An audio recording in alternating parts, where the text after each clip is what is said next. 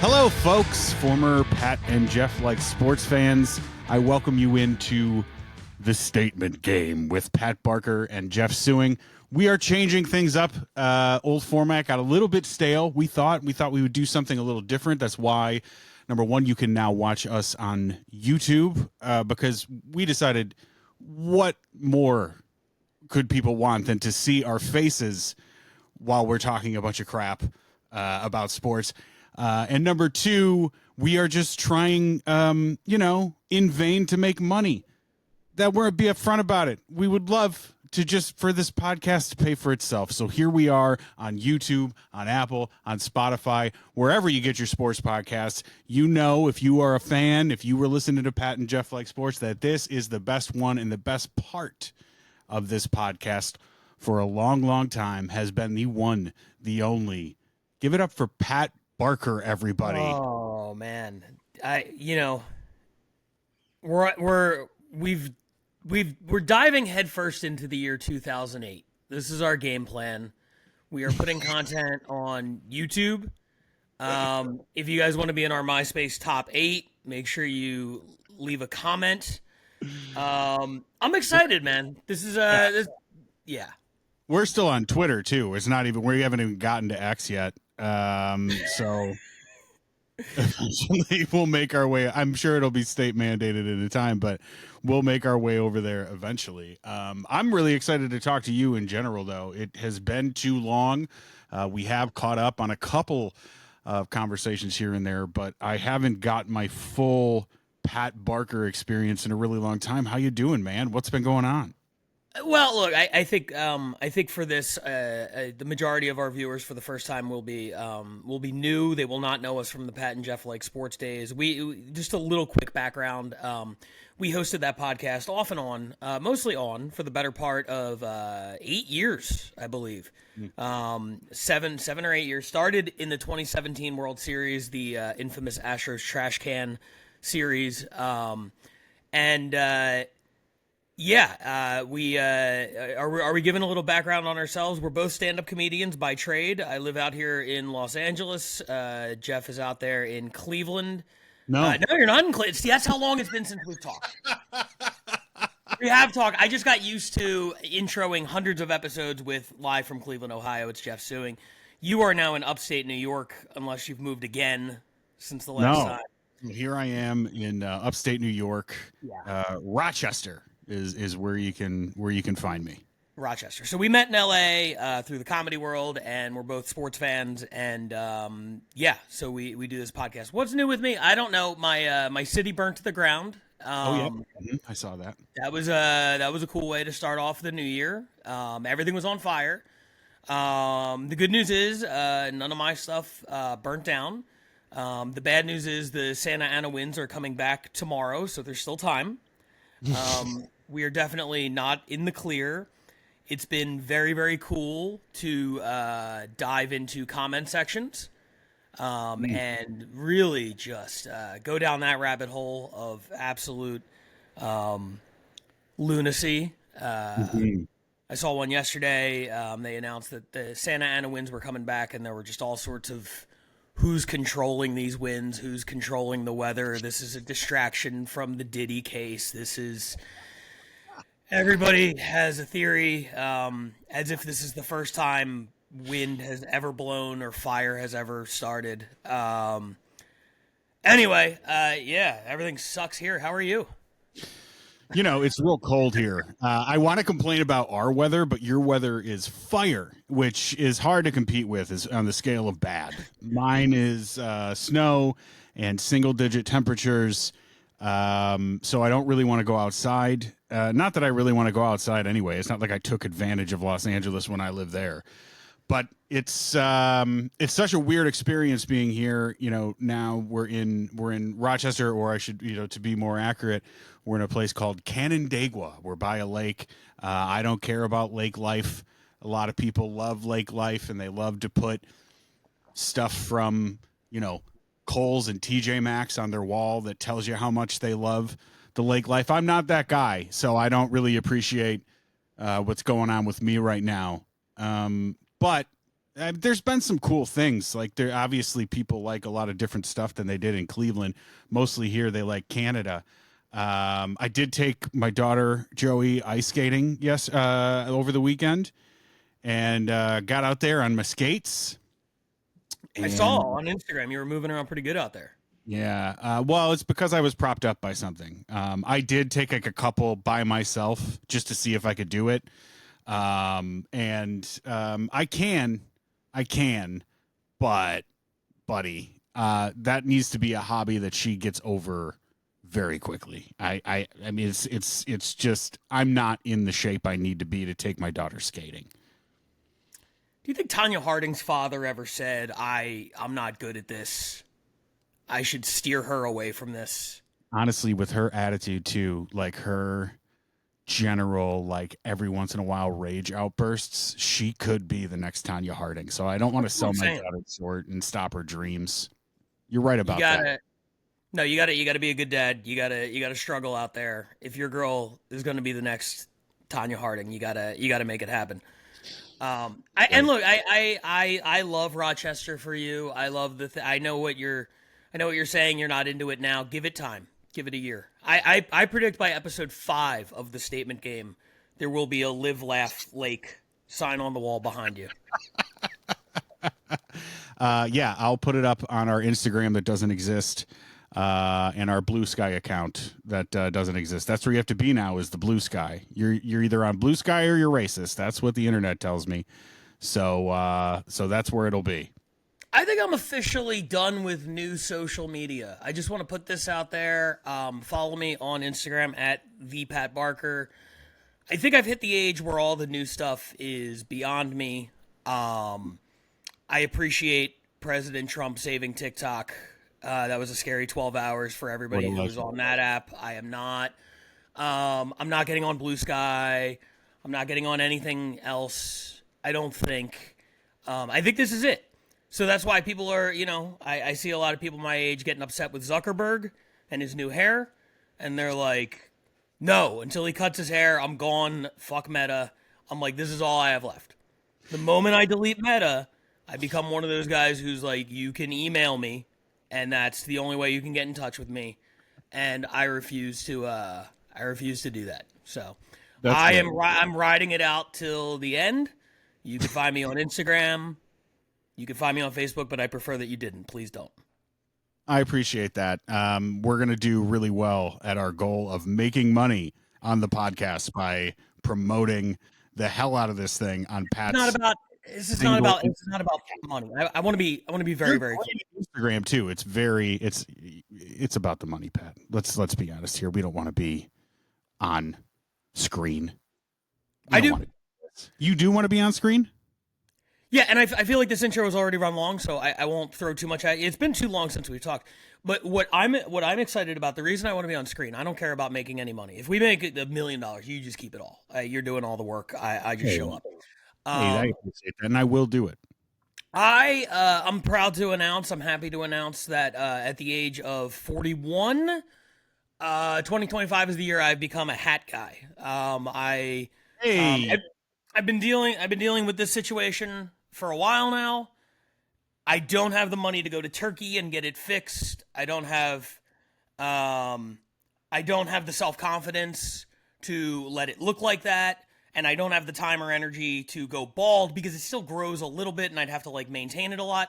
So I decided for the next few years, until I can transition completely into effortless baldness, I'm becoming a hat guy. I bought 15 hats. Hats that this is the Yomiuri Giants, but I got it because the orange matches some shit sometimes. Yeah. Trying to be like the kids. I got this sky blue Phillies Sixers combo that makes me look like I'm trying to be fabulous in the year 2003. So I'm excited every week to roll out a new hat on Pat and Jeff Like Sports, or the statement game. I'm sorry, old habits die hard. I don't care about making any money, and if I do, it's all going towards hats. That's enough of me for the intro.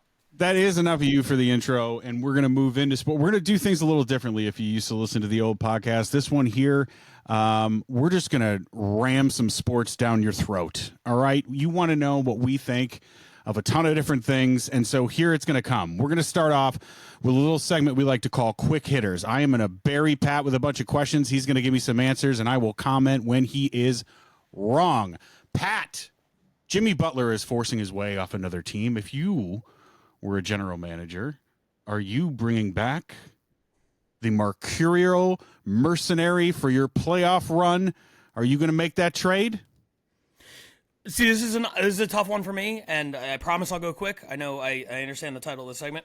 As a Sixers fan, right, I got the only time where Jimmy Butler was gone, and it was like our fault, right? Mm-hmm. So as a Sixers fan, I'm naturally inclined to be like, yes, he's misunderstood. He blah, blah, blah, blah, blah.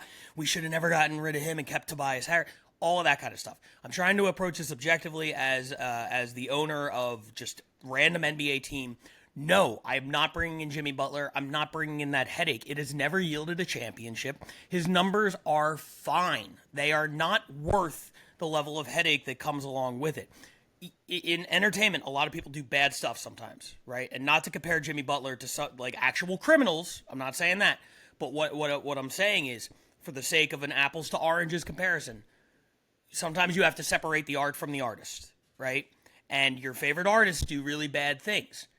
There's two scales you can measure it on. How bad is the thing you're doing, and how good is the art? That's why Michael Jackson gets a pass. His stuff, on the one scale, really, really bad. The stuff that he allegedly did, really, really bad. The art that he made, really, really good. Chris Brown, on the first scale, maybe not as bad as Michael Jackson, but on the second scale, nowhere near as good as Michael Jackson. Mm-hmm. So, you know what I mean? When you're separated, it's always like, what is the return? What is the risk versus reward? And I think in the case of Jimmy Butler at his age, at this point, I think the reward is not as great as the risk. And if Miami and the culture of the Miami Heat and Pat Riley and all that shit couldn't get him to calm down, what chance do you have in your dumb city? Yeah, he's also created this, not created it, but this thing has been happening in the last 5 years. It's just kind of bubbled up to the surface, which is guys who can no longer really win you a championship requesting trades and trying to get out, right? It kind of started with James Harden, where James Harden was like, I want out of here, and I want to go over to wherever the fuck to try to win a championship. That isn't going to work out because James Harden cannot do that for a team anymore. Jimmy Butler also looks like he is at that stage, a player that is almost the complete antithesis of the game today. He plays defense. Nobody plays defense. Nobody cares about defense. He doesn't shoot three-pointers. Everybody shoots three-pointers. In fact, everybody thinks there's too many goddamn three-pointers at this point. There seems to be no reason to give up anything of any real significance for a Jimmy Butler, but I'm sure some team is going to do it. Don't you think? Yeah, probably. But that era, and it's not just what he is on the floor, it's what he is off of the floor. The players who are demanding trades, that was the beef against the NBA for a long time, is that the players control where they go, even if they're under contract and everything. And then you look at the trend of who's winning the last few years, and it's these teams with well-put-together rosters, with homegrown talent, the Jokic's, the Giannis's, and everything like that. And the appeal of going out and taking those massive risks and bringing in the Hardens and the Butlers and all those kind of guys, and everybody forcing their way just to form a 3 superstar super team, that doesn't guarantee you anything anymore. So I think there's even less potential reward. So yeah, no, but I do think look, there's always somebody who's desperate, somebody who's going to miss out on the big names every time. And they need to make a splash, and they're going to convince themselves that Jimmy could be that splash, and, fool me 5 times, shame on me. This one hits a little close to home. This is a decades-long absence that it's been for the Chicago Cubs and Sammy Sosa. And finally, this weekend, the Cubs convention happened. They bring back Sammy. It's okay now because he apologized. Did he say he used steroids and he was sorry for that? He did not, but he said sorry for something, and now he's back in the Cubs organization. They're going to induct him into the Chicago Cubs Hall of Fame this year. Could this be, Pat, a step in the direction of Sammy Sosa getting his way to the actual Hall of Fame? No, he should be there, and I think he will be someday. I think there's going to be this great cultural awakening where we realize that we are punishing the guys who produced the most entertaining era of baseball of any of our lives. And we're punishing them while rewarding the people who enabled it. And it's absolutely absurd. And Sosa, of course, but Barry Bonds. You can't have a Hall of Fame without Barry Bonds. And it's ridiculous. And I think at some point the old sports writers are going to die, and whoever they're replaced with as whatever. These people are going to, somebody at some point, we're all going to get together and just be like, what are we doing? Like, the fact that Sosa even had to apologize to get into the Cubs Hall of Fame, like, I know the Cubs are your team. The fact that they made him apologize for hitting all those home runs and selling all those tickets is absurd. It is absolutely absurd. And this has no correlation to the direct Hall of Fame. If it did, Mark McGwire would have been in. He never even came close. When McGwire came out and apologized and acknowledged steroid use, his voting percentage actually went down. Because they're going to sit there and hold this against these guys when the fact of the matter is, at the time they were doing it, there was no steroid testing. Major League Baseball looked the other way.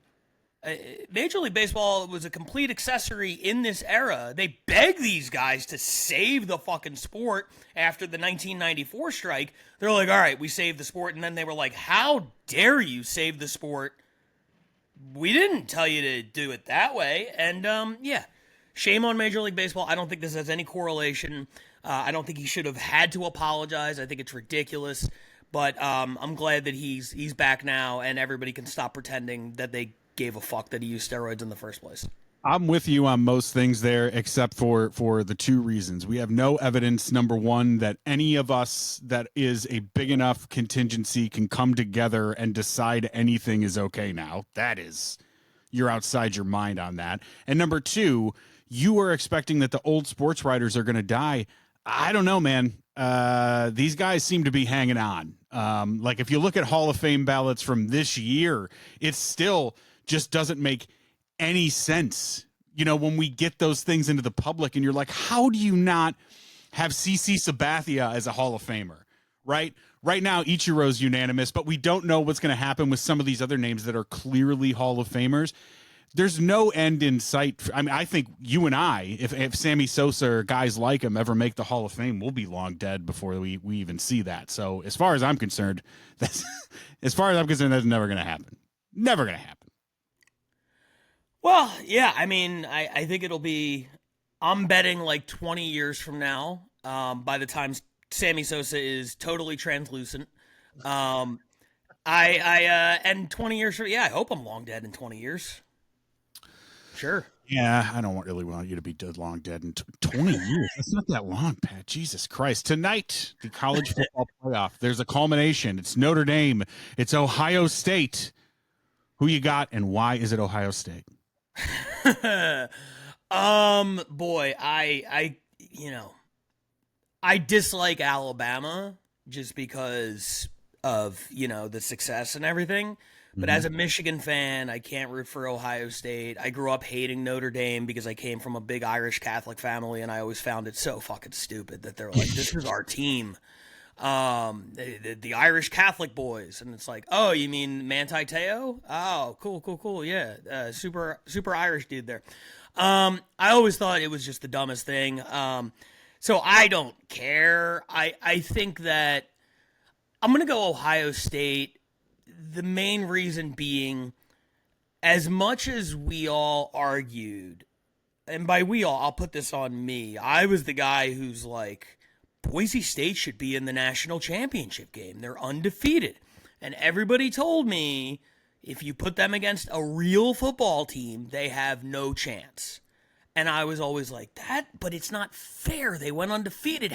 I was always so concerned with the fairness. So now they've expanded the playoff, and they give teams like that a shot, and they lose every time. They're not as good as these other teams. 13-2 Ohio State is going to be better. And look, Notre Dame has beat real teams on the way there, and they're certainly better than Boise State. But what I'm saying is I really feel like these college football powerhouses are that way for a reason, and I expect Ohio State to win convincingly. Every few years we come up with a reason to convince ourselves like, oh, Coach Prime and Colorado and the NIL, and then at the end of the year, it's always Ohio State or Michigan or Alabama or whatever the fuck. The more things change, the more they stay the same, and the winner is always like the same 5 schools. I don't expect it to change this year. Yeah, this playoff thing has been new, and some people haven't liked how things have worked out with no reseeding and stuff like that. I think they'll get some of that figured out. Overall, it's going to result in some really good games, although tonight I do not think is going to be a very good game. Let's go to the NFL, though. This past weekend, Chiefs advanced to their 7th straight AFC championship game, which is so ridiculous. And they beat the Texans 23-14. There was a lot of bitching about the officials on this one. Is that sour grapes from Texans fans and NFL fans in general? Or are these refs really angling for those sweet Taylor Swift tickets? What do you think? There's something people need to know about this podcast. Or, I assume we're going to keep this from the old podcast. This is a new podcast. It's a statement game. There's nothing you need to know. You're going to figure it all out. But one thing that I prided myself on, and I really appreciated about Pat and Jeff Like Sports, it was never the reactionary podcast. It was never the manufactured hot take podcast.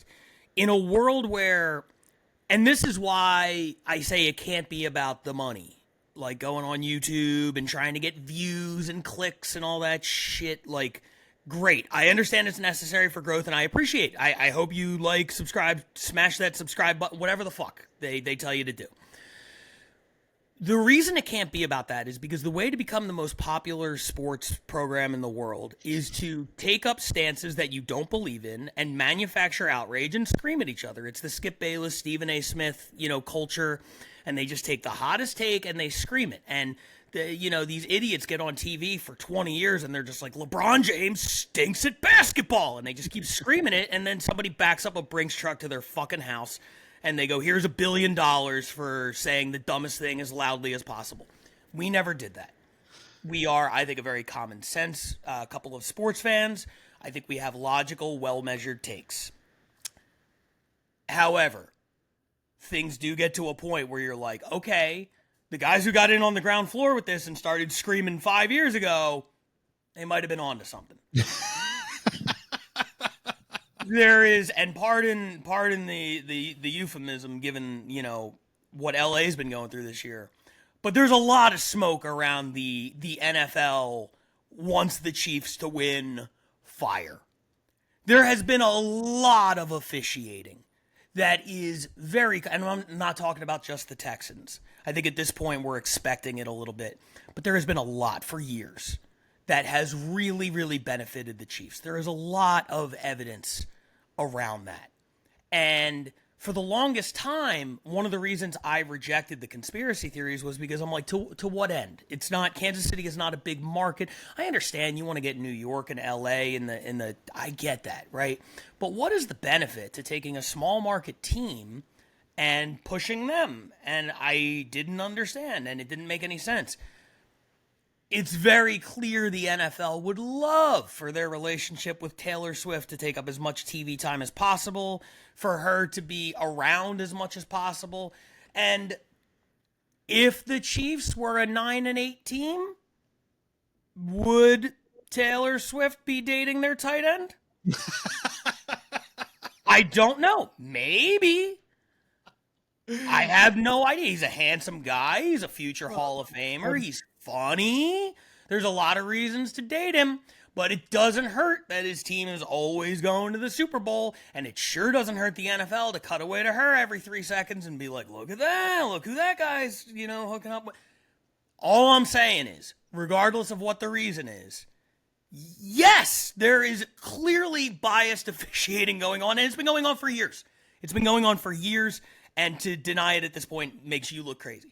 It's so insane too, because outside of the Taylor Swift thing, it really makes no sense that you pick that team. Frankly, that guy too, Patrick Mahomes, with his like Kermit the Frog voice and everything like that, to be like the face of your league.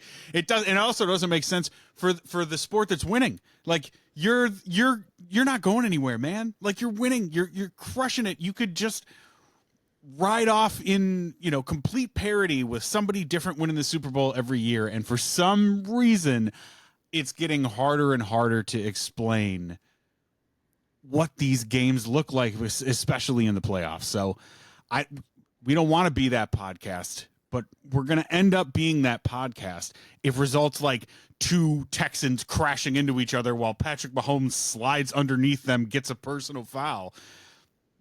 Something seems amiss in your product, and they got to get that looked at, or else that's the sort of thing that starts to eat into your lead. I'm just kidding. They will never give up their lead. We like people bashing heads too much. How about this though, Pat? Your Philadelphia Eagles,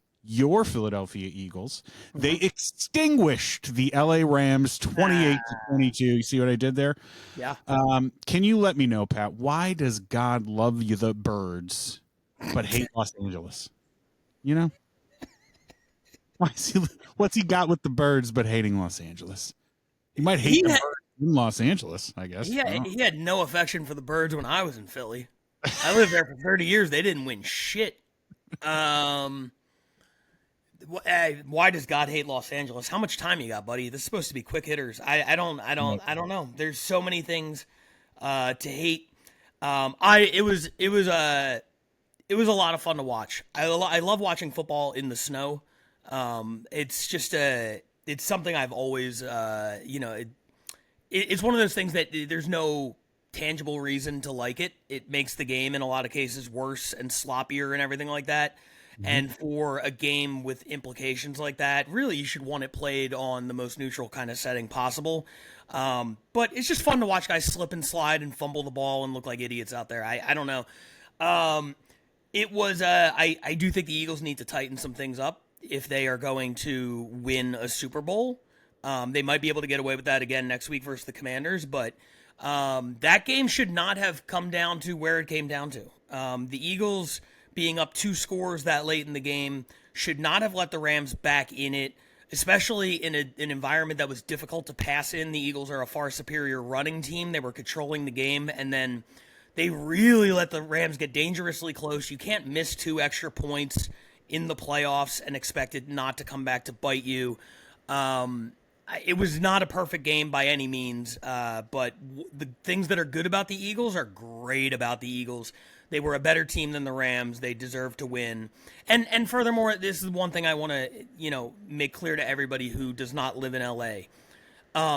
There's always a lot of narrative when there's a disaster of some sort, and then that team is in the championship, right? The peak of that was probably the Yankees in the World Series, and then in 2001, and then the Saints winning the Super Bowl after Katrina and all that. Mm.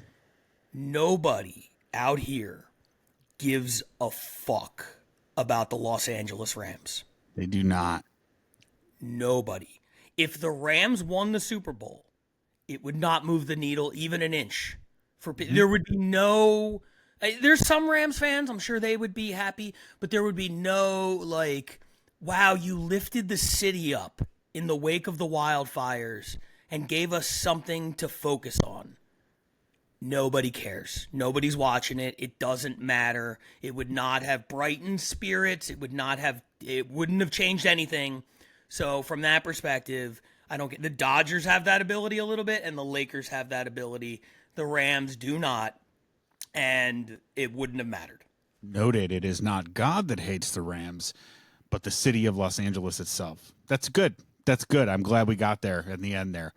Then yesterday, we had this game that kind of lived up to the hype. It was a really good game, came down to the end. It was the Bills and the Ravens. But for me, it was pretty much just a game in which the Bills watched the Ravens walk around a field of rakes like Sideshow Bob, just stepping on every single one of them to a 27-25 loss to the Bills. This feels a bit hot takey, but I just kind of, I don't know where else to take this game. That this is maybe the least hot takey thing I can ask you about this, but is it true or false that Lamar Jackson ever plays in a Super Bowl in his career. Is he willing to be Patrick Mahomes' backup?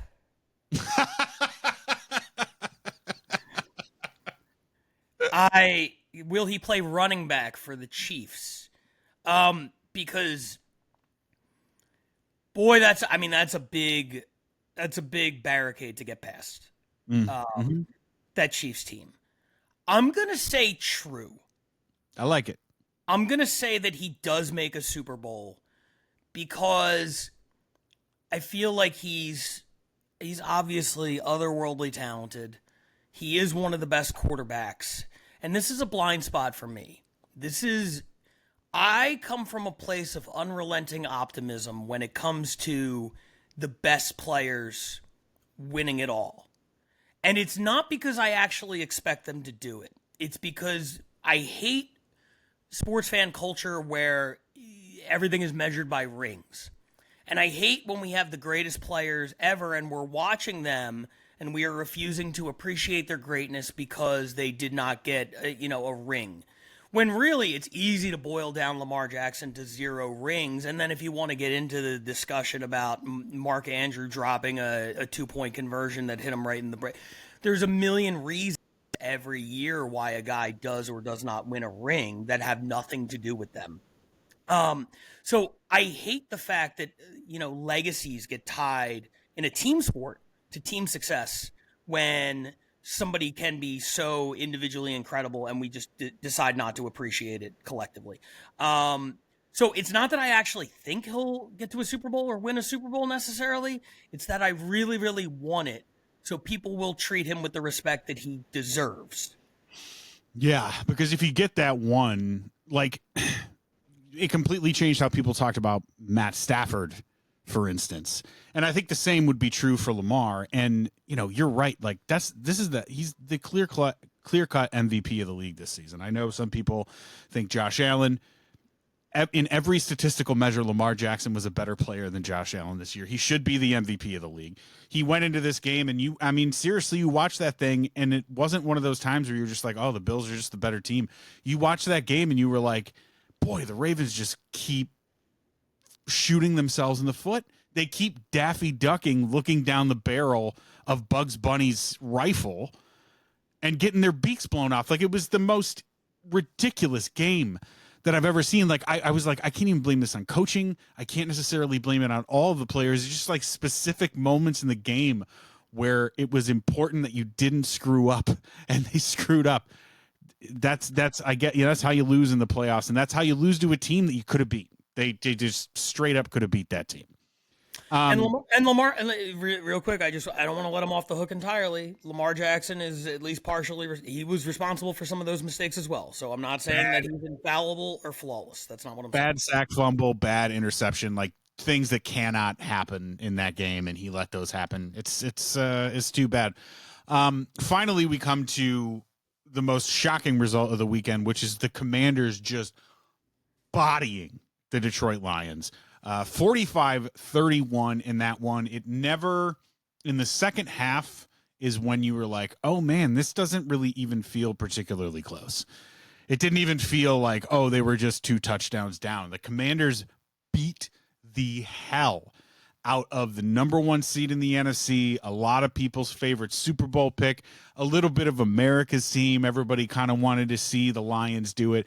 And the things that have come up sort of after this game, they're going to be very hot takey. One of the things I thought was interesting is that people were just lamenting the fact that the Lions got here and this is how it ended. And they talk about, oh man, Lions fans really deserved to have a team go to the Super Bowl and win the Super Bowl. And it got me thinking, and I was wondering about that concept of, do fans deserve things? Do fans deserve to see their team in a championship, or do they deserve to see a winner? Like, are Lions fans robbed right now, right? Like, did they deserve this championship? It's a tough question. This is more of like a philosophical debate, and I want to get your opinion on it for sure. Yeah. I think fans deserve for the team to make a legitimate effort to win. Big picture, when front offices fail to even attempt to field a competitive team, that's the only time where I'm like, fans deserve better. Mm. Fans don't deserve necessarily a particular outcome, but they deserve to feel like the team is making an honest to God effort to win. And that's why for years I would say Lions fans deserve better. And now I would say file this under life isn't fair sometimes. It's not that you're not getting what you deserve. The team went, 15-2? Yeah. They put a really good team out there. A team that lost Aiden Hutchinson and still, was one of the best teams, one of the best defenses in the entire league. And then they shit the bed on the biggest stage. And that happens. The Lions are not the first team to do it. They won't be the last. If the Lions didn't have such a sad, pathetic franchise history, nobody would even be looking at it this way. Right. If the Lions were, pick another team that's won a Super Bowl, semi-recently, nobody's talking about the Ravens. Do the Ravens fans deserve that? Nobody's talking about that because they won a couple championships in the last 25 years. And that's good enough for people. Lions fans now are finally getting what they do deserve as fans, which is they pay for a ticket, they go to a game, and the organization is actually trying to win that game. That's all you deserve as a fan. That being said, do I feel bad for Lions fans? Oh, hell yeah, I feel bad for Lions. I feel terrible for Lions fans. So I'm with you on that. I feel bad for Lions fans, and the idea of deserve is a tough one because who's to say, like you mentioned the Ravens, why don't Ravens fans deserve a championship? Like, I don't know, like why didn't there's no LA Rams fans, but if there were LA Rams fans, wouldn't they deserve a championship, after the disaster?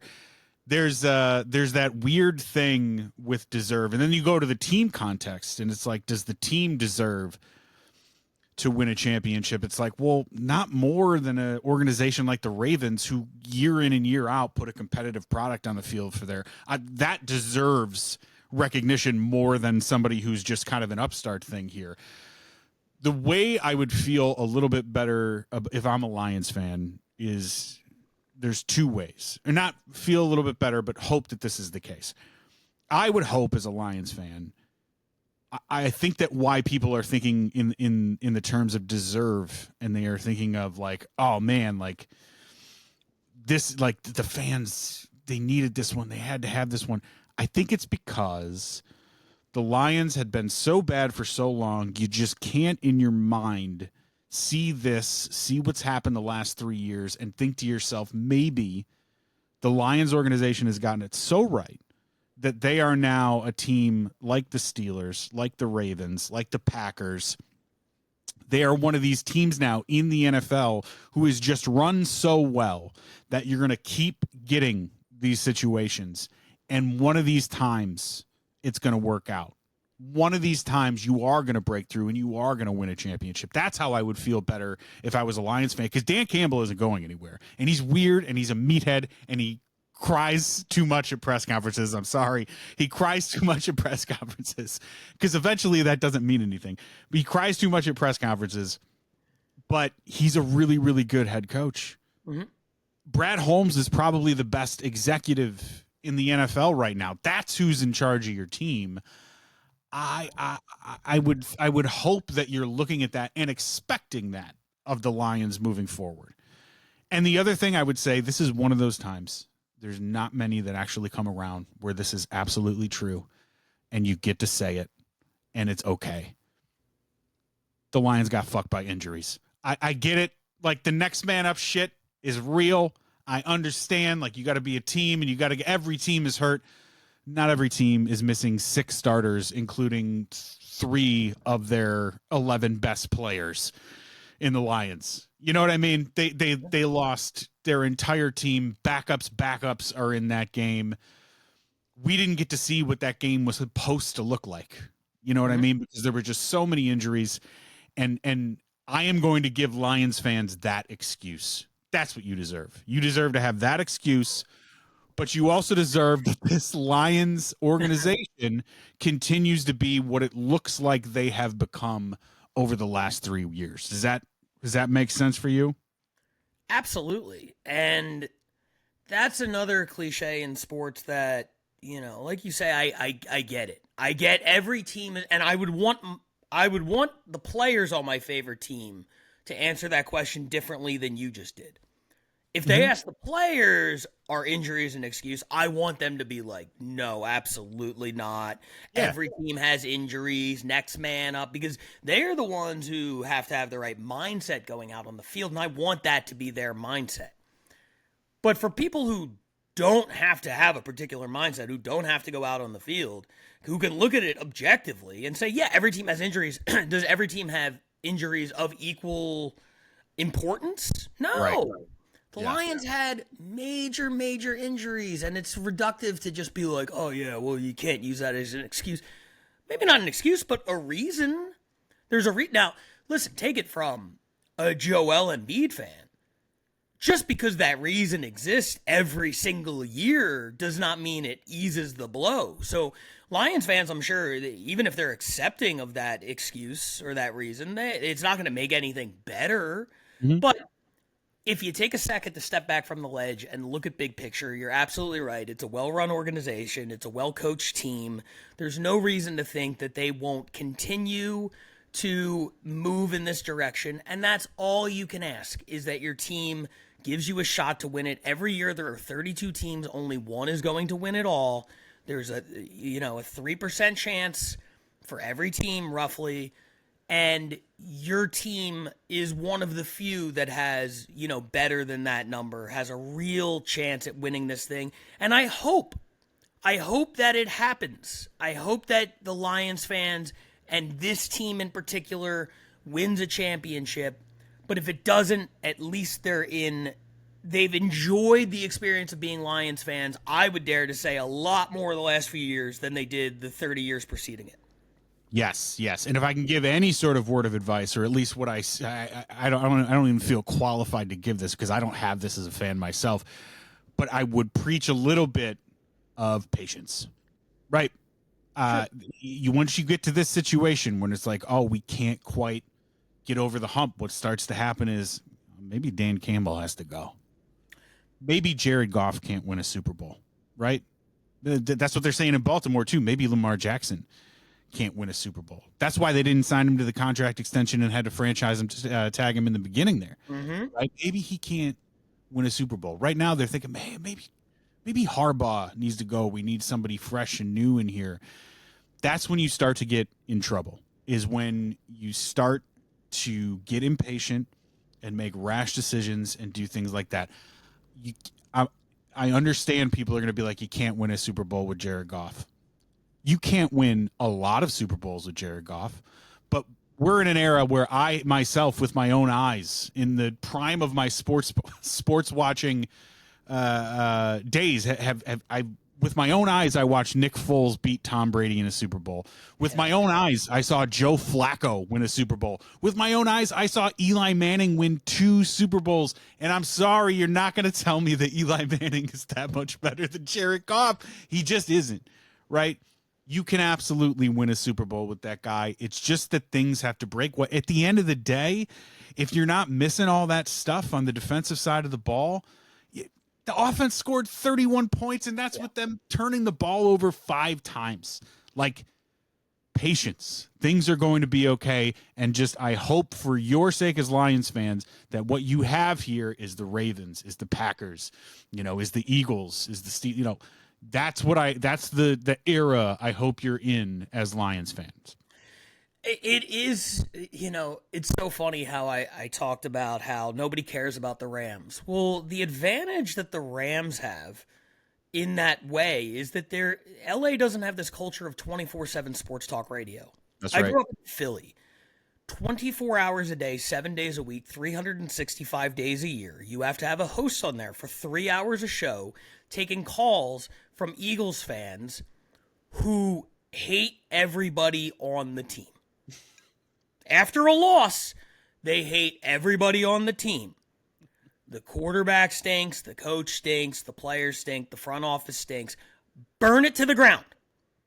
And this happened many, many times with Donovan McNabb at quarterback, where, no matter how good the team was, the fans wanted to burn it all to the ground. And they wanted to fire Andy Reid, and they wanted to replace Donovan McNabb. Now, this is a weird stance for me to take because ultimately, I don't know, maybe they were right. They didn't fucking win anything, so who knows? Shout out to the Sports Talk Radio fans. You guys maybe were right all along. But I feel like, generally speaking, cities with a big Sports Talk Radio presence, mainly East Coast cities, but Detroit certainly falls into this category. Cities where sports is the most important thing going on for all the citizens out there. It's how they measure their happiness. Sports, and especially football, are extremely reactionary. The grass is always greener. And what I would say is, if you look at all of these teams that have built up consistent ineptitude over the last 20 years, what is the one thing they are always doing? Every 2 years, they have a new quarterback and or a new coach and or a new offensive coordinator. There is no consistency. They never bring anybody in and just say, hey, we think this is the guy, and we're gonna ride with it, because there's value in consistency. There's value in familiarity. There's value in a relationship between a coach and a quarterback and an offensive coordinator and getting on the same page. And you don't have to be the best quarterback in the world. It's really hard to get those guys. You know what's really easy to do? Give up on your quarterback every 2 years and draft another guy who's going to be out of the league in 2 years. A lot of teams have figured out that recipe. So before you go, the grass is always greener, we got to replace Jared Goff. Okay, with who? Who's the guy? Who's the guy who comes in and fits into that system and can lead the team and go better than 15-2? Because that's what Jared Goff did. He went 15-2. Did he lose this game? Yes, this team lost this game, absolutely. But to ignore the other thing would be crazy. You gotta ride with Goff. And if LA had that culture, who knows? Maybe Matthew Stafford doesn't win a Super Bowl. Maybe they get killed from the second they trade for Matthew Stafford. And they're like, this guy never won anything in Detroit. Why are we bringing this guy in? 24/7, 365 on Sports Talk Radio. It's fuck Matthew Stafford. And then the front office starts to panic because they're like, oh, the fans are rebelling. We got to draft a guy in the first round. Don't become that team. Mm-hmm. Stick with Goff and see what happens. Yes, I don't need to see how good Hendon Hooker is. They drafted him a couple years ago from Tennessee. I was just showing off. Hendon Hooker from Tennessee. He's very good in college. What a great name, huh? Hendon Hooker. Yeah, that's an all-timer name. I can't believe that guy didn't pan out. You never really get a double H. And you know what else you never really get? A glass of wine as good as Graham and Fisk's wine in a can. I have been a longtime proponent of Graham and Fisk's wine in a can. Here's the thing. Wine feels a little too hoity-toity for me. And so, but I like it.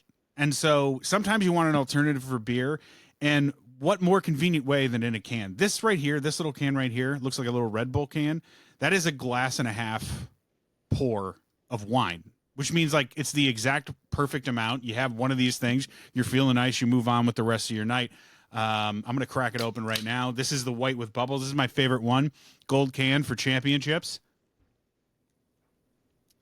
And it's good. Every time you take a pull of one of those things, you're like, huh, I didn't think that would be good at all. And it is. They've won Wine Enthusiast Best Buy Awards. They're the best. It's all California wine. A bunch of guys in Cleveland, Ohio. I know them. I love them. And I love the wine. So Graham and Fisk's wine in a can. Head over to grahamandfisks.com. And you can just order that shit straight to your door. It's the best part about it. So, ladies and gentlemen, please, Graham and Fisk's wine in a can. Get it. Find it in stores. Have it delivered straight to your home. It's wonderful. Yes, I've had the wine. I agree with that. It's due to time zones, it's a little bit early for me to be cracking open a can of wine, but drink enough for the both of us, Jeff. It's 2:15 somewhere, Pat. Right. I'm the most excited to talk to you about this next topic, if I'm being honest. If you hadn't listened to the podcast beforehand, our sport is baseball. Listen, I love the Bears and the Bulls, and if the Blackhawks were good, I don't know if I would like them, but I did when they were good before. But I love the Bears, the Bulls, but the Cubs, baseball in general. we're both nerds for it. And so this was actually a humongous week kind of in baseball news, and both having to do with the Los Angeles Dodgers, who just yesterday signed Tanner Scott, who was the best reliever on the market. So it was like, oh, my God, another arm for them. But prior to that, they signed Roki Sasaki over from Japan. And this kid, if you don't know anything about him, this is another ace-type pitcher coming from Japan on one of those really cheap deals. He's young. What is he, like 23 or 24? He's too young for them to have, and now they have an entire staff of guys that could win the Cy Young Award. You know what I mean? You could see the whole staff finishing 1 through 5 in Cy Young voting at the end of the year, and a lot of what's been going on is like, hey, man, fuck the Dodgers, right? I hate the Dodgers. The Dodgers are the new Death Star. They're the Yankees of the 90s where everybody got angry at them. And I am wondering how you feel that. You've got the pulse because you're out in L.A. Not that anybody's talking about the Dodgers right now. Oh, they are. No, good. I'm glad. They're getting the distraction of the Dodgers out there in L.A. But I'm wondering how you feel about that general sentiment that it's like the Dodgers are the bad guys now. And, screw them, they're ruining baseball. I mean, it's 100% accurate in terms of the sentiment. It's gotten ridiculous at this point. Look, I talked, earlier about how one of the things I love about this podcast is our takes are intelligent and measured and not, manufactured and everything like that. And they're not angry for the sake of being angry. Let's start with some facts. The Dodgers have done nothing wrong. The Dodgers are operating within the system of Major League Baseball. The Dodgers ownership is taking record profit and turning it back into putting a great product on the field. The Dodgers are doing everything that every fan of every team should wish that their team is doing. They are making an effort to not just win a championship, but to build a dynasty and to give fans the best possible teams for the next, 10, 15, 20 years. And they did it initially a really commendable way. They've been ahead of the curve on international scouting. They've been ahead of the curve on drafting and development and everything like that. They have done everything as a model organization, and I feel like they were getting a lot of unfair shit in the late 2010s and even the early 2020s. The Ohtani signing changed everything. It was the smartest thing they could have done. I couldn't believe there were people arguing that $700 million was too much, especially when $680 million of it was deferred. And what it did was it created this vacuum where everybody expected Roki Sasaki to go to LA. Nobody expected him to go anywhere else. It was the fact that they even pretended that it could go another way, I think, was insane. Everybody knew what was going to happen. For some reason, the Tanner Scott thing is really the one that sends it over the edge, because it's like, all right, we were prepared for Roki Sasaki. The fact that you can then turn around and get Tanner Scott also is ridiculous. I will say, living in LA and as a guy who loves going to baseball games, even though I'm a Phillies fan, I love it. And look, it's not cheap to go to a Dodgers game. It's not cheap to go to any sporting event anywhere anymore. So if I'm going to be spending money, I'd love to go and see 7 future Hall of Famers on a single team or whatever. So I enjoy it from that perspective. Those are all the logical points. Here is that's what my head is saying. Here's what my heart is saying. Really? Really? Fucking seriously. This is what we're doing? And that's as far as I've thought the argument to the contrary through. It is a very, it's an emotional thing. As a Phillies fan, my team won 98 games last year. My team should theoretically be competing for a world championship. It does feel insane to watch this team go and get all of these players and seemingly have no limit. Now, look, almost all of these guys took less money to be with the Dodgers than they could have gotten somewhere else. And that is because the Dodgers did all the right things in terms of building the culture and all that kind of stuff. And they want to come play in LA at a place where they're going to be taxed, at 50% or whatever. there are a million reasons not to want to come play in LA. The Dodgers have done an incredible job building up the city and the team to where everybody wants to play here. But it does suck. I don't think a hard salary cap is the answer. I think this is more of an anomaly than an indication that baseball's system is broken. However, I do think there are tweaks that need to be made. You cannot have all this money deferred. It's psychotic. They need to tweak that. They need to, and look, there's no hard salary cap, but it's not like they could just spend money with impunity. They are paying hundreds of millions of dollars at this point in luxury taxes. When they pay Tanner Scott $18 million a year, they're actually paying him closer to like $34 million because of the tax implications, because of how far over the luxury tax they are. So there are steps in place. It's not like they're just like, oh, everybody just spend whatever you want and everybody, the small guys get fucked. But there has to be something that's done. I think the deferred money is a good place to start, because I think if they could not defer all this money, they would not feel nearly as comfortable, circumnavigating the tax the way they are. So something needs to be done, because it's not fun.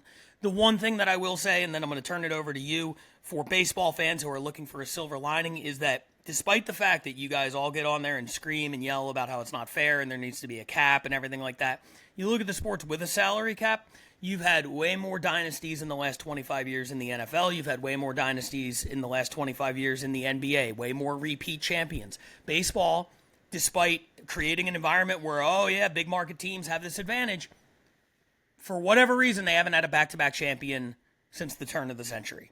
There's more parity in baseball than anywhere else, and it is more likely in baseball than in any other sport that a super team like the Dodgers goes and gets cold for 3 or 4 games and gets beat by a total David versus Goliath type of situation, because now we've created a thing where we have 29 Davids. So 29 opportunities to beat them, and it is going to be so satisfying when that happens. If you remember back to the Yankees, when they were great, it's when they built up with the core 4 of the guys that they drafted. It was the Posada and Jeter and Rivera and Pettit and all those guys. When people really turned on them was when they went out and started buying all these other players, the Giambis and the A-Rods and all that kind of stuff. They didn't win with those guys. And I want you all to remember how fun it was every year to watch those Yankees super teams lose, because that's what we did. It's revisionist history to be like, they bought everybody and they won. No, they won, then they bought everybody and lost. And boy, was that fun to watch. So you have that ahead of you, I hope. The hate for that team was so powerful that we all cheered for a Boston team. I mean, that is some powerful hate. Look, and I don't think you did. I don't blame the Dodgers for doing what they're doing. They're playing their own game. And that's the problem, is they're the only one playing the game. Everybody else. We talked a couple of years ago, and this has not stopped, right? Baseball offseason used to be fun. It used to rival NBA offseason, right? Which is also really fun. NFL offseason, which is also really fun. Things used to happen. They used to happen every day. People would come off the board. By now, we would know who's playing where, and we'd be able to put like everybody in the lineup just so, and get excited for this team or that team, or like, oh, I didn't know that the Mariners picked up blah, blah, blah. That's a really cool thing. That's not anymore. A couple of years ago, what happened is we theorized, oh, the owners are clearly colluding, and they think the players are making too much money, so they're just waiting until the end of free agency to dry these people out, and then eventually they're going to take what they get, right? The Dodgers aren't playing that game right now. They're the only team not playing that game. It's still happening. You can tell because there's still like 100 guys that could, like, you could field a pretty good team right now just off of the free agents that are out there, and nobody is willing to sign them. I understand Tanner Scott is taking less to go play with the Dodgers, but how I kind of think of that is Tanner Scott is taking less than one other option, right? He had another option that was going to pay him more money, and he chose the Dodgers. What if he had 5 other options? You know what I mean? Doesn't that make it a little less likely that he'd end up with the Dodgers because something else popped up? Maybe not. maybe not, but the fact of the matter is these teams used to compete on some sort of level to try to win, but now everybody is trying to do the same thing. And this is what happens. And this is what has happened in a lot of sports. We got the nerds involved, and that's fine. A lot of the nerd things are very cool, right? The nerds like home runs, for instance. Home runs are fucking awesome. The nerds like strikeouts. Strikeouts are fucking awesome. But every single team is trying to do and trying to win the exact same way, except for one, except for two, the Mets as well, right? The Mets are also spending a bunch of money, and money doesn't matter to the owner and all that sorts of stuff. But at the end of the day, like, these other owners are the real problem. Is that to say that I won't hate the Dodgers during this season? I'll fucking despise the Dodgers. I can't wait to hate the Dodgers. I can't wait to root against the Dodgers. I can't wait to root for, my former team, the Guardians, in that first round series, and hope that Jose Ramirez just goes bonkers, and whatever pitcher that they just reclaim from everybody to turn into an ace that they're going to trade next year just shuts them down, right? I'm gonna hope for all that, and I'm going to be rooting against them. But the fact of the matter is, with everybody trying to do the same thing and trying to get the same result in free agency, and trying to win the exact same way, it sucks, and it's allowed for this to happen. It is allowed. If you create that space, people are going to fill that space, and the Dodgers and the Mets in particular have filled that space. And now everybody is going to be mad at those teams. And I'm going to tell you right now, Pat, it's going to result in a salary cap. They're going to get it. That's what all this is. They're going to get a hard cap, and people are going to think that they like it, and it's actually going to create way more imbalance than it's created so far. It might result in the loss of the 2027 season, by the way. Yep, that's right. I think that's a very real possibility. And then we'll need Sammy Sosa again, won't we? That's what I'm saying. Before we get off of this, I want to give a shout out to two other teams that I think belong in that same category. One is my Phillies, who they've spent liberally. They just it has not been the best roster construction. When you look at the moves the Dodgers have made versus the Phillies, the moves they've made, boy, it's I appreciate the effort from my team in spending the money. I would say, just before you jump off that, it's not, you touched on this in the beginning, it's not just that they spend the money like everybody else. They're also better at everybody at scouting. Yeah. Oh yeah. When I look at the homegrown talent on the Phillies versus the Dodgers, and we could run through the Dodgers, but like, it's Will Smith is your catcher, and he's homegrown, and Max Muncy was picked up off the trash heap and everything like that. And Mookie, they were like, oh yeah, well, they went out and got Mookie Betts was not a free agent signing. Mookie Betts was the result of a trade. They traded prospects that they developed that everybody thought were going to be good for Mookie Betts. Then they did extend him. Kershaw was obviously, a homegrown. They have lots of homegrown talent. And up until a couple of years ago, they were not just like going out and throwing money to try to fix the problem. Now that's what they're doing. So now the game has changed a little bit. I want to also give a shout out to the Toronto Blue Jays, who are desperately trying to throw loonies and toonies at every fucking, half decent free agent under the sun and get rejected by every one of them. Every single one of them. Not only get rejected in very cruel fashion. Like, the players come out publicly and they're like, I really like the Blue Jays. And get everybody in Canada hyped up, and then they're like, "Psych! I'm not going up there." So there's that. The only thing I'll add, and you're 100% right. They're gonna bring in a salary cap, and it is just going to benefit the big market teams more. And all you need to do for evidence of that is look to the NBA. The salary cap ushered in this player empowerment era, where the players get to choose where they play, whether they're under contract or not. They went from like, oh, you're under contract, you play in that city, to, oh no, you can demand a trade. Oh yeah, you could also pick the team. You're essentially a free agent at all times in the NBA. Yep.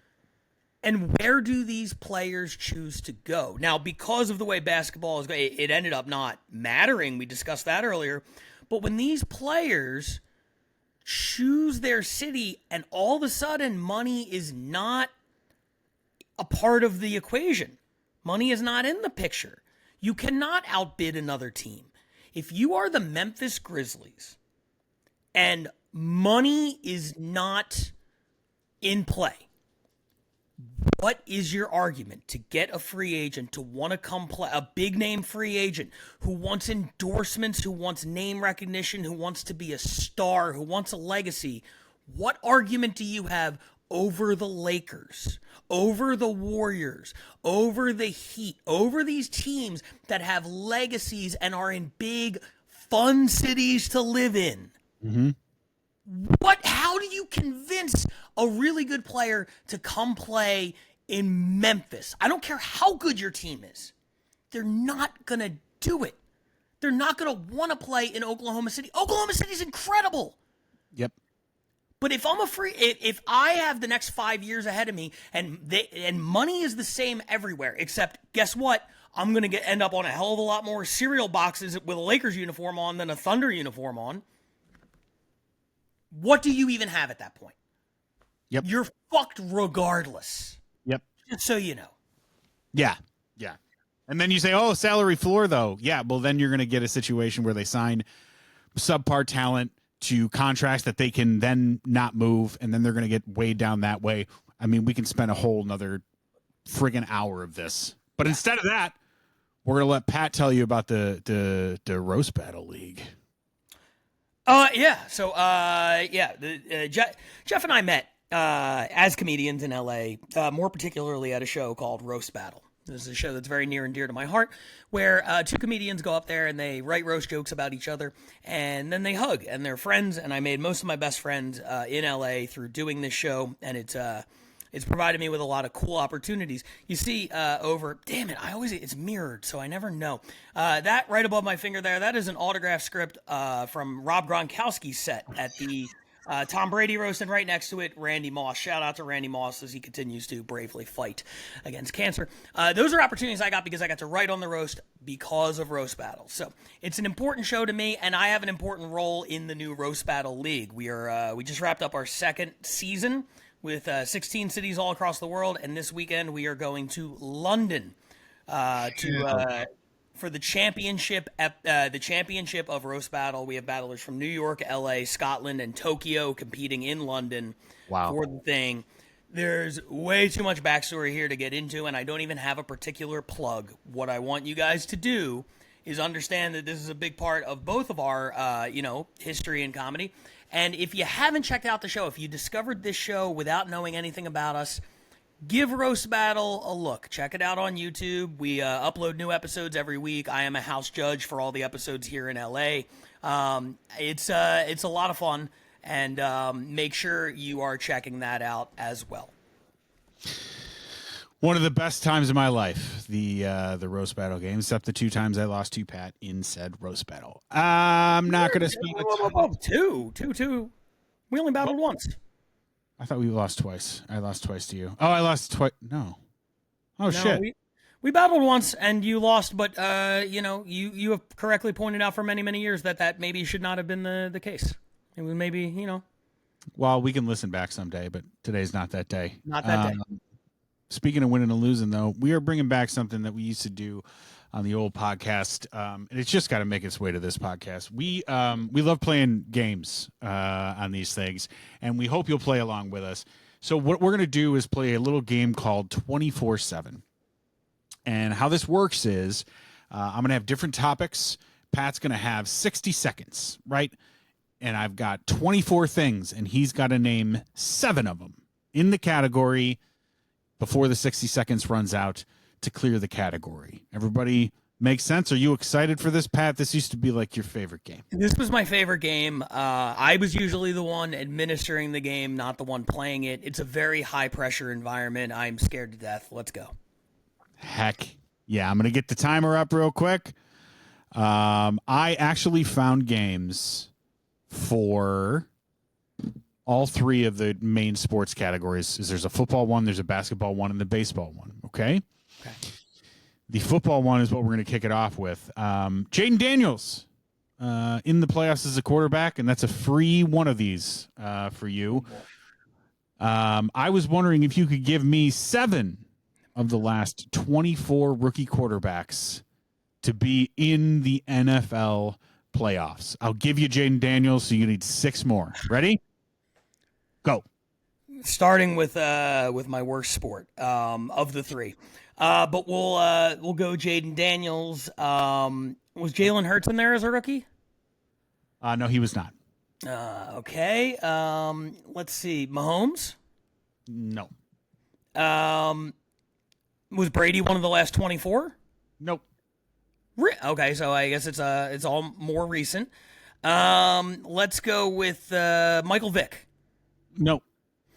Okay. We're off to a rough start. That's okay. I'm feeling good about this. We're gonna rebound. You ever just start to blank entirely? I feel like that's what's happening now. How about Russell Wilson? Yes. All right, there we go. That's one. Derek Carr. No. Let's go with Jordan Love. No. You sure? Yeah. I'm Okay. sure. I got a long way to go. Mitch Trubisky. All right, I feel no, it's not even Mitch. Okay, good Lord, Pat. I've never seen you flail at one of these categories like that. Here we go. You ready for this? I'm going to go most recent to the oldest. Ready? Jaden Daniels, Bo Nix this year, Pat. Come on, C.J. Stroud last year. That was a pretty good one. Sean Clifford, Skylar Thompson. I don't know who those guys are, and you shouldn't either. I'm fine with that. Brock Purdy, Mac Jones. There's some guy named John Wolford. Who is that? Mac Tyler Jones. Huntley. That's crazy. Okay. Lamar Jackson. Okay. Nate Sudfeld, Nathan Peterman, Taysom Hill. Oh my God. Connor Cook, Brett Hundley, Dak Prescott, Landry Jones, AJ McCarron, Logan Thomas, Jimmy Garoppolo, Kirk Cousins, Robert Griffin III, Andrew Luck, and Russell Wilson. Listen, I mean, I definitely should have gotten more than one. It's all right. There were a couple obvious ones in there, but a couple where I'm just like, all right, Nick Hundley, like. I'll say this, like after reading the names back, getting 7 of those would have been a tough one. And that's why this second one, we're going to basketball now, and I feel really good on this one for you and anybody else who's playing along. You ready to go? Sure. LeBron James is about to make his 21st All-Star Game appearance, which is an NBA record, of course, because everything he does is an NBA record. I want to give you the other 24 NBA superstars who made 12 or more All-Star appearances. Okay. Time starts now. Kobe. Yes. Shaq. Yes. Kevin Durant. Yes. Jordan. Yes. Bird. Yes. 5. Magic. Yes. 6. Kareem.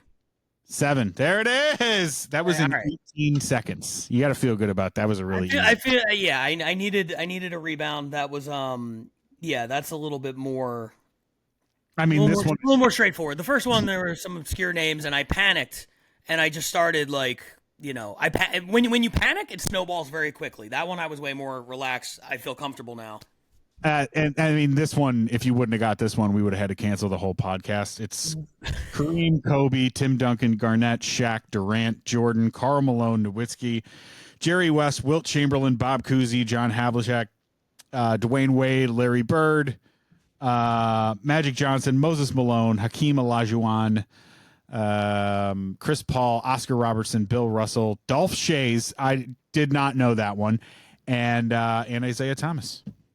Yeah, I mean that one was a little bit easier. That one was basically like name the top 7 of the top 24 NBA players ever of all time. That's exactly right. And so that's why that one went number 2, because now we got ourselves a game going into the third and final category. This is baseball, and I specifically made this one a little challenging, although I've got some faith in you here. We've been talking about Roki Sasaki and him coming over. Wonderful. He's a Japanese player, had a ton of success over there, coming over here, likely to be very, very good. And so that got me thinking, Who are the top 24 on the born in Japan strikeout leaders in MLB history? So the top 24 Japanese strikeout leaders. 60 seconds. Your time starts now. Hideo Nomo. Yes. I bet Otani's on there already. That's right. That's 2. Matsui on the Dodgers. On the Padres. No. Darvish. That's 3. Hideki Arabu. No. I feel like the floor might be pretty low on this one. So a year in, is Yamamoto on there already? He is not.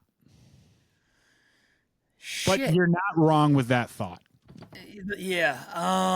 This one's tougher than I expected it to be. I'm sure I'm missing a couple of really obvious guys. We got 10 seconds. This one hurts a lot. Kikuchi. Yes, that's 4. Ryu is Korean. Fuck, Chan-Ho Park's Korean. Wow, that's it. That's it. Oh, can I throw a couple out after the buzzer? Please. Kazuhiro Sasaki. That's correct. Okay, never mind. We could be here. We could be here all day. I know there's a couple really obvious ones I'm missing. I feel like the Mariners had a starter. I just got Sasaki. He was a reliever for them for many years, but Here you go. Go ahead, hit me. We'll run them through. Yu Darvish is number 1, only Japanese pitcher to have over 2,000 strikeouts. What a fucking feather in the cap and a great career for Yu Darvish. Yu Darvish, Hideo Nomo, Kenta Maeda. Oh, fuck. All right. Hiroki Kuroda, Yusai Kikuchi. You had that one. Daisuke Matsuzaka. Hisashi Iwakuma.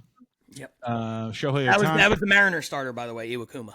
Yeah, Tomo Oka, Koji Uehara, Shigetoshi Hasagawa, Sure. Masato Yoshi, Kazuhisa Ishii, Hideki Arabu. You did say Hideki Arabu. Takashi Saito, Junichi Tozawa, Max Suzuki, Kazuhiro Sasaki, Hasanori Takahashi, Akinori Atsuka, Hideki Okajima, Kodai Senga, more recent one, and not Yamamoto, but Shota Imanaga was on that one. Yeah, so there were a couple of rookies.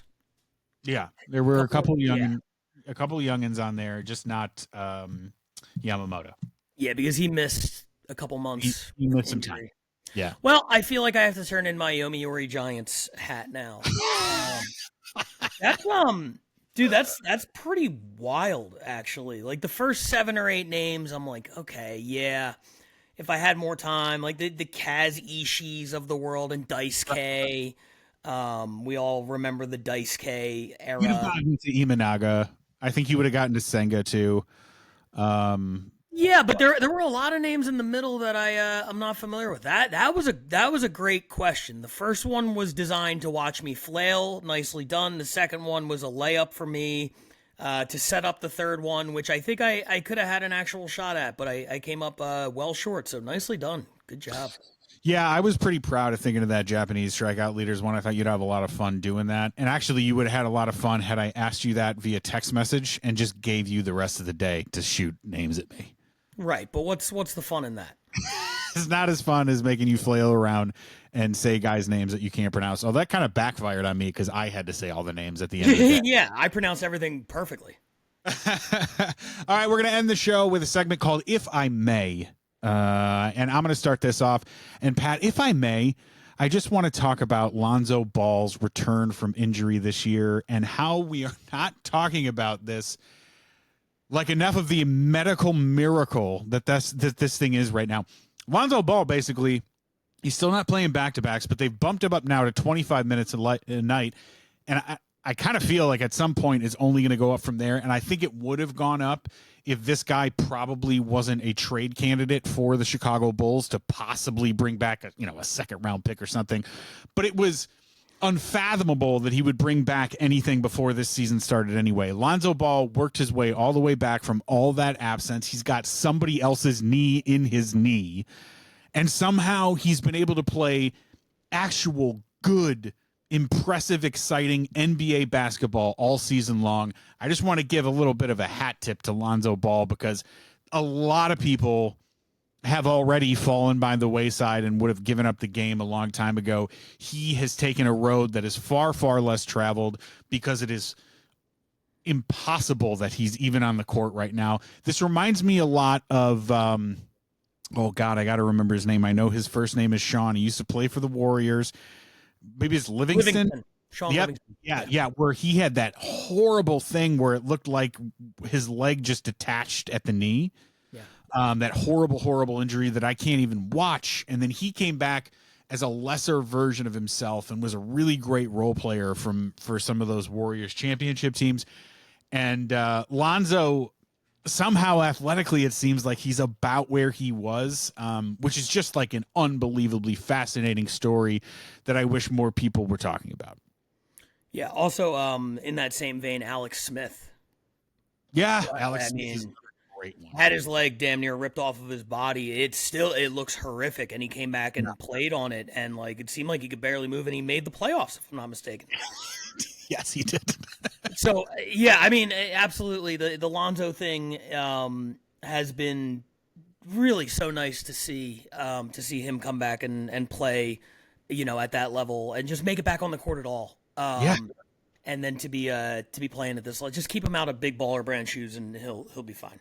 That actually legitimately he has said is like they think that maybe that was the case. Yeah, I'm seeing all these memes right now where it's like, can we take a second to give LeVar Ball his flowers for like willing this into existence? It's like, first of all, he didn't will anything. His kids are fucking freak athletes. It's genetics. They're really good. He tried to make his one son, who was a surefire number 2 overall draft pick, play with paper bags on his fucking feet, and it almost killed him.